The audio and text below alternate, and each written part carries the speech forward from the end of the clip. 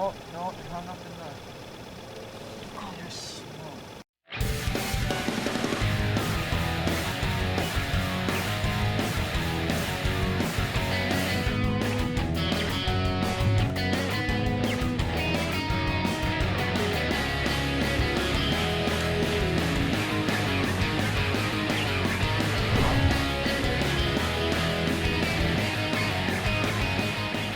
Hi folks, today we got our hands on the Garmin ECHOMAP 7 and we're going to be reviewing and overviewing that today in this video. Let's get right into it with the man himself who got it for Christmas. Joshua Clement. One of the first things you notice out here on the ice, Josh, when you move it around, what's all this flashy stuff there, guy? That's the interference. And we've been playing around with the interference a lot and researching on the web, and we haven't found anything related to how to block that out. I don't know if it has it or if it doesn't have it. I've looked it up on YouTube, and all I get is that Garmin striker that looks like your cell phone. So we're still struggling to find any sort of interference rejection. In comparison to other models, we got the Humminbird Helix 7, and you can select the amount of interference rejection simply by hitting a check mark on screen. Okay, so as a customer of the Garmin thing, are you satisfied with the product? Yeah, I'm 100% satisfied. I guess I'll go 99.9 if I could figure out. Oh god, I got a fish. Sorry guys, brief intermission. Oh, this one feels heavy too. Well, I guess it works. Oh wait, oh that's a nice bluegill. He's wrapped up in the transducer too. Look at that. Well, we know that I have no idea what a transducer is and how to use it properly. As you can see from our past videos, which you should go check out. Let's take a look at this transducer here while we have it out of the water. So here's a look at our massive transducer here by Garmin. It's just quite a wide cone angle transducer. I'm sure it's comparable to both the Helix 7 and maybe an FL28 by Vexlar. Oh yeah, I mean, if we compare sizes here, let's look at Trey's transducer cone compared to mine. Here's a good size comparison with the transducer cones. This one here is the Garmin one, and this is the Helix 7. So considerable size difference when it comes to how big it is. The Garmin is just quite simply huge. It's huge. And what I don't like about mine, I guess it's me being picky, but if you look at Trey's little foam thing said Humminbird and was a little longer, and then if you look at mine, you can see how this is just big and it looks like a pool noodle that they just cut and sold to you and said Garmin. So, as we can see here, we know the Garmin catches fish. So we're not worried about that. We'll get a lovely release. So, one other thing I like about the Garmin right here is your easy access to put your Lake Master chips and all that. Super easy. I don't know, my dad's got the Helix 7 just like Trey's, only he doesn't use it for ice fishing. And I'm pretty sure you plug your cards into like the back or the side, don't you? The side, yeah. Yeah, the side. Which, I mean, isn't a huge deal, but it's just nice to be able to just bam, pop the card out, plug it into your computer, and you're good to go. Now, here's one other thing that I really like about this is, come on. Okay, now it doesn't want to do it, but it's a touch screen. See, I can adjust my gain and all that. Throw the gain to there, hit done, good to go. Now, let's say I want to be able to use a different setting. I have these preset, so if I hit my preset 2, I've got my flasher, and then whatever you want to call this. And then if I hit preset 3, it just brings me to both of them. I got. It's a zoom right there, right? Yeah, that's what they are. They're the manual zoom. So I got this one set for up to 10 feet, and I got this one up to 17 or whatever the depth is. So that's pretty nice. And then I like to keep it on 2 because I like to watch my bait on this. This is just all interference right here. Okay, so continuing with customization, you can see how these have numbers above it. That's because they're set to my presets. So you see how flasher has a 1 above it. If I go over here and click 1, it brings me to my flasher. and then so on with 2, and then I think 3 is on the next page, or I just never set. I don't know. Why don't you show them how to make a custom screen when you're doing this? All right, so none of these are gonna be here. So I have a fish, and we're just gonna set the hook on that real quick. We're kind of multitasking here. We're kind of, oh, that's a small fish. That's a very small fish. Wow. Okay, so continuing with customization after I was so rudely interrupted with that tiny bluegill. Of course it couldn't be a tip up, but none of these combos and well, okay, the flasher, combo 5, sonar, and split frequency aren't gonna be there. Your fishing chart, your charts, and then if I go to the next page, your active, captain, frequently used, and gauges will all be on the first thing. So it's like when you get a brand new iPad and you got those stupid apps like your workout app, that workout app, your iTunes app, whatever. It's like when you got those and you don't want them on that page. But let's say I want to get that flasher. You'd go to customize home, you'd click add, you'd go to sonar, and then right there it says flasher, you hit plus, but I already have one up, so it's yelling at me. And then you'd hit done, and okay, now I don't know what I'm doing. Okay, you'd hit done and it would add it there. And then let's say you don't want your flasher there, you go over here. Oh no, wait. You go to customize home, correct, and then you hit rearrange. And let's say I want to move my sonar where my flasher is. And there. Hit done again, and bam, now my flasher got moved. It's like customizing your apps on your phone. Like let's say you want one page to just be dedicated to all camera apps, social media apps. It'd be like doing that only with flasher and sonar. Now let's say you want to add some other stuff. Like let's say you want to look at your fishing chart. You got 3 different types of charts. You got your perspective chart, which pretty much throws you in a simulation. So I'm pretty sure there is another. Okay, we're all the way up on Cherokee Marsh where we were fishing a couple weeks ago. Now zoom in there on the map there. When you buy the Garmin, it comes with the Navionics mapping already installed, and that's not a separate purchase. Like I've never fished this lake, my dad has, and he told us about it.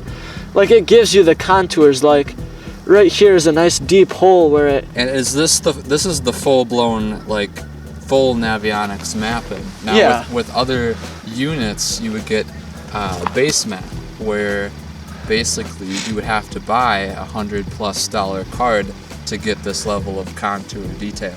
And I'm not gonna lie, the guy that sold this to me at the store, I'm just gonna clean my screen off, told me that I already got the chip with it, like for Navionics, but I never got a chip, and I'm pretty sure it's just already in there. It's already installed in the machine. Yeah, so I kind of freaked out when I was putting this together the night I got it. I was like, oh no, where'd my chip go? I just lost a $100 plus $150 chip. I don't know where it is. And all of a sudden I started playing around with it, and I was like, oh, I already have this Navionics right there. I'm good. I don't need the chip. It must just be built in. And you can create waypoints and do all this just like any other I don't know how to get rid of my waypoint. And he's still kind of learning the system. Let's say I'm in my map right here and I'm like, you know what, I'm done using it. Bam, just click one and it brings you straight to your sonar. Quite easy to have those nice presets instead of having to page through everything and scroll around. Expandability wise for Garmin, a lot of people are aware of the the live scope and the Panoptix. The Panoptix system. So this one here is actually capable of adding that on later. Mm-hmm. The current price, have you checked into that for a Panoptix upgrade? Is be like $2,800. $2,800 to add it in addition. That is quite expensive. And that's just, you get just the sonar, right? No, it's just the transducer, if you would so say. Like it's just the live scope and the cable. Yeah, so we'll see if Garmin makes that more affordable in the future. But if you were going to be adding it, it would be an option to you with this unit. Exactly. I guess while we're talking about stuff, what's nice is I don't want to do this over the whole. So what I can do is, let's say I don't want to use this screen. Oh, you know what? I can somehow screenshot on this thing. I just figured that out. not dropping. There we go. Just so pops, just like what he did. just pops off right there on the back. And that's look at that. And you can just like do that. Just, you know, say you have this mount on your boat and you just come up and you know, pop it right back in. Okay, bam. well, since this thing is off, I love the carrying case. I like how easy it is to close it. But we're gonna quick turn around to the back here. And let me just say, I never knew I got this part. I'm gonna just unplug the whole thing real quick. But what I actually got here was, it's stuck on, oh yeah, I plugged it into my cable. That's right, I had to plug it into the back. But what I got is called the All Seasons Kit. So what these do is they plug into your battery for like ice fishing. What these do is they plug into your boat battery, or like an extension to your boat. So if you want to use it on your boat, it comes all in one. And then this is how, let's say you're ice fishing and you want to charge it, it comes with a charger to charge the battery, which is very nice. But now I got to go through and plug these back in, and I'm not looking forward to doing that. So what's so nice is their fuse. They give you your fuse right here instead of like burying it in something. So if you happen to blow a fuse because you try and hook up 7 live scopes to one depth finder and you blow a fuse, bam, you can just pop her out and rechange it. Hey guys, sorry to interrupt the video. We got a quick message from this video's sponsor, Super Clean, Tough Task Cleaner Degreaser. They have sent me their aerosol can and their original bottle, as well as this cool hat and shirt. This hat is like literally like my new favorite hat. It's so cool. They were very nice enough to send me this stuff, and they're not paying me or anything, but I just thought it'd be just cool to include them in here, and maybe I could work with them again in the future. What we got going on here, I'm at my college dorm, so as you know, college dorms are kind of nasty in the bathroom, and since I have to clean it anyways, let's see what Super Clean can do to a nasty, nasty bathroom. Here's our first test. We're gonna do a sink that's completely nasty. So I'm gonna do one half first with the Super Clean, the other half not, just show you the difference. It's a brand new sponge, just gonna get it a little wet. Okay, I'm just gonna apply some Super Clean to the sponge.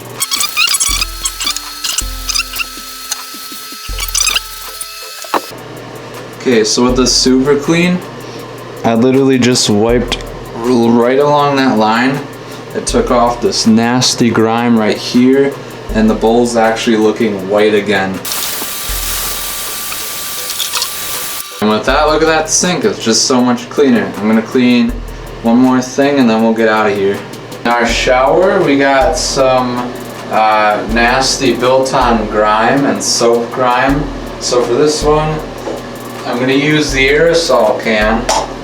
Just kinda spritz it over there and wipe it down.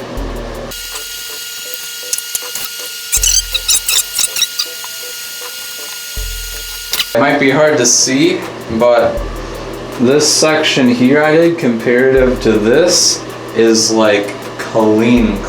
Like that stuff took care of that built-on grime like it was nothing. Almost no work put into it to wipe it away.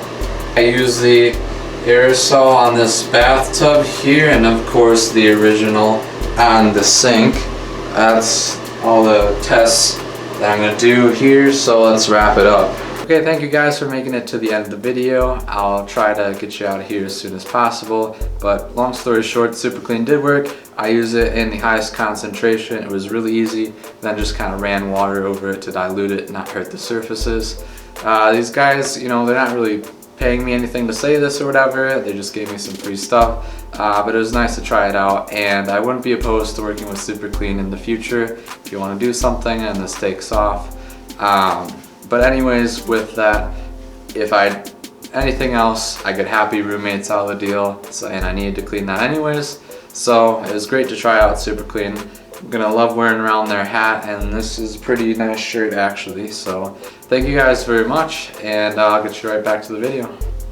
So there you have it. There's a real customer's view on the Garmin, and he's still getting used to it, and I'm sure we're going to be using it in the future in our videos. So if you would like to subscribe so you could see more content with us using it and more of our fishing content, that would be appreciated. Any last remarks on your overall satisfaction with the Garmin before we close I'm very up? satisfied, and I guess what I'm gonna do right away is, not a lot of people talk about it, but I'm gonna give you guys the price just so I'm straight up and honest with you. Price right on the shelf is $699. After tax, it's probably about $740. I don't know why tax was that much, but when I bought it, it was. But in my opinion, for what it's worth it. So there you have it. There you go. We'll see you on the next episode of Tankers Outdoors, and thank you for making it to the end. Bye, everyone.